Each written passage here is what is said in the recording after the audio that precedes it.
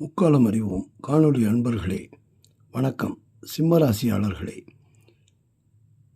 இன்று நாம் பார்க்க போவது பராபவ புத்தாண்டில் சிம்மராசியாளர்களுக்கு என்ன பலன்கள் காத்திருக்கின்றன என்பதை பற்றிய விரிவான பலன்களை பார்க்க போகிறோம்.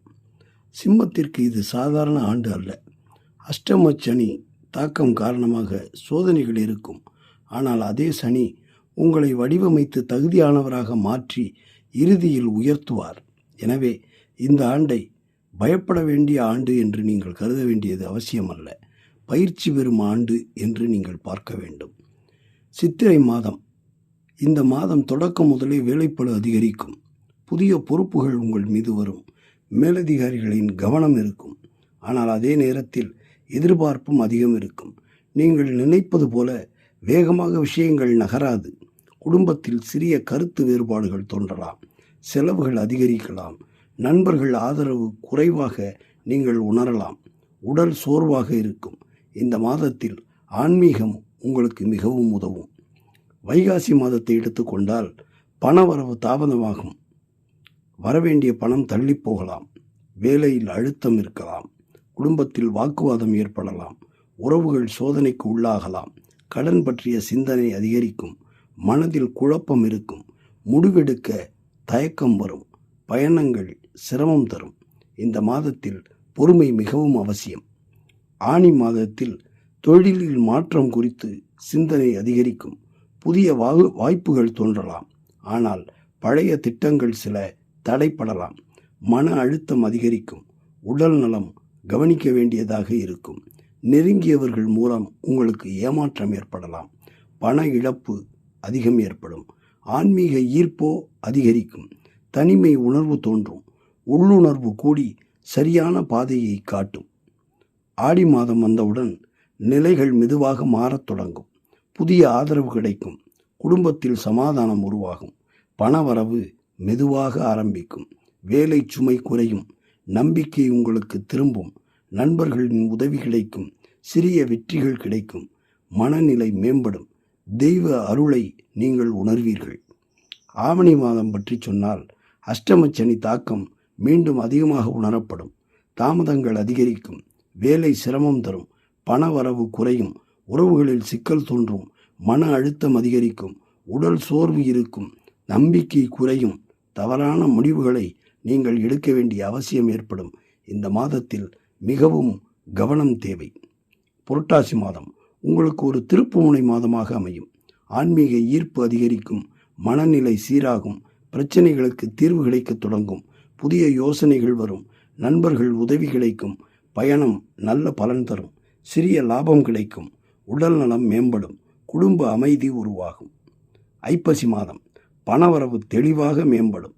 நிலுவை பணமெல்லாம் கைக்கு வந்து சேரும். தொழிலில் முன்னேற்றம் காணப்படும். மேலதிகாரிகளின் பாராட்டு கிடைக்கும். உறவுகள் சீராகும். முதலீடு குறித்து நீங்கள் சிந்திப்பீர்கள். குடும்பத்தில் மகிழ்ச்சி அதிகரிக்கும். புதிய வாய்ப்புகள் திறக்கும். தைரியம் அதிகரிக்கும். நல்ல மாற்றம் உறுதி. கார்த்திகை மாதம் சமூக மரியாதை அதிகரிக்கும். உங்கள் பெயர் வெளியில் பேசப்படும். தலைமை பொறுப்பு கிடைக்கும். தொழிலில் உயர்வு. நண்பர்கள் ஆதரவு. குடும்பத்தில் பெருமை. நிதிநிலை மேம்படுதல். புதிய தொடர்புகள் உருவாகுதல். நம்பிக்கை உச்சத்தை அடைதல். மனநிலை மகிழ்ச்சியாக இருக்கும். மார்கழி மாதம் உடல் நலத்தில் கவனம் தேவை. தூக்கமின்மை ஏற்படலாம். மன அழுத்தம் அதிகரிக்கலாம். வேலையில் சோர்வு இருக்கும்.